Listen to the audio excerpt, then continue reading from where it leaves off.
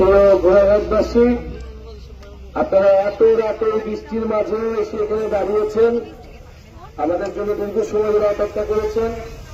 আমরা সেজন্য আপনাদেরকে ধন্যবাদ জানাই। আমরা দেশভক্ত জেলার পদযাত্রা 64 জেলায় আমাদের কর্মসূচি। আমরা আজকে হয়তো অল্প সময়ের জন্য আপনাদের কাছে এসেছি। ইনশাআল্লাহ একদিন আমরা আরো অনেক বেশি সময় নিয়ে পুরো ঘোড়াঘাটবাসীর সাথে আমরা আমাদের মত বিনিময় করব। আমরা দিনাজপুরে আজকে আমাদের কর্মসূচি পদযাত্রা কর্মসূচি হয়েছে।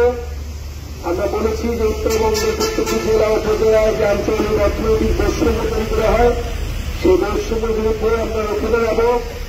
জেলার গণ অভ্যুত্থান থেকে আমরা এই শিক্ষাই পেয়েছি এবং জাতীয় নাগরিক পার্টি প্রত্যেকটা উপজেলায়, প্রত্যেকটা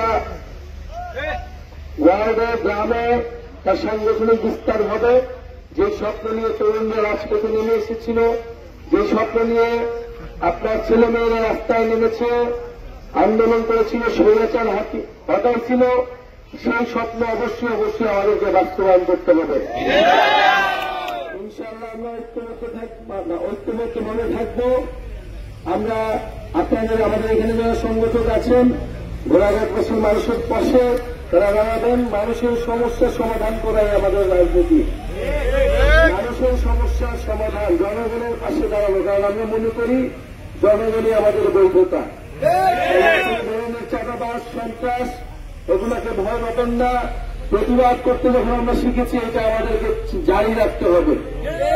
এটা যদি আমরা জারি না রাখি তাহলে নতুন করে স্বৈরাচার তৈরি হবে। তাহলে আমরা এক স্বৈরাচারকে হটাইছি, নতুন করে স্বৈরাচারকে আমরা আসতে দেব না। ইনশাআল্লাহ জাতীয় নাগরিক পার্টি, এনসিপি ঘোড়াঘাটবাসীর জন্য, দিনাজপুরবাসী এবং উত্তরবঙ্গের মানুষের জন্য কাজ করবে বলে আমরা আমাদের পদযাত্রা প্রথম শুরু করেছি উত্তরবঙ্গ থেকে। ইনশাআল্লাহ আমরা 3রা আগস্ট ঢাকায় বিশাল প্রোগ্রাম করব। আপনাদেরকে একদিন দাওয়াত রাখলো। 3রা আগস্ট দলে দলে ঢাকায় আসবেন। শহীদ মিনারে আমাদের জুলাইয়ের ইস্তিহার, আমাদের যে ঘোষণাপত্র এবং আমাদের যে উত্তরবঙ্গের মানুষের যে আশা আকাঙ্ক্ষার সনদ, সেটি আমরা জাতির সামনে প্রকাশ করব। ইনশাআল্লাহ আমরা যেরকম গণঅভ্যুত্থানে বিজয় লাভ করেছি, আগামী দিনগুলোতে আগামী সংসদে জাতীয় নাগরিক পার্টি বিজয় লাভ করবে। আজকে বিদায় হচ্ছে। আসসালামু আলাইকুম।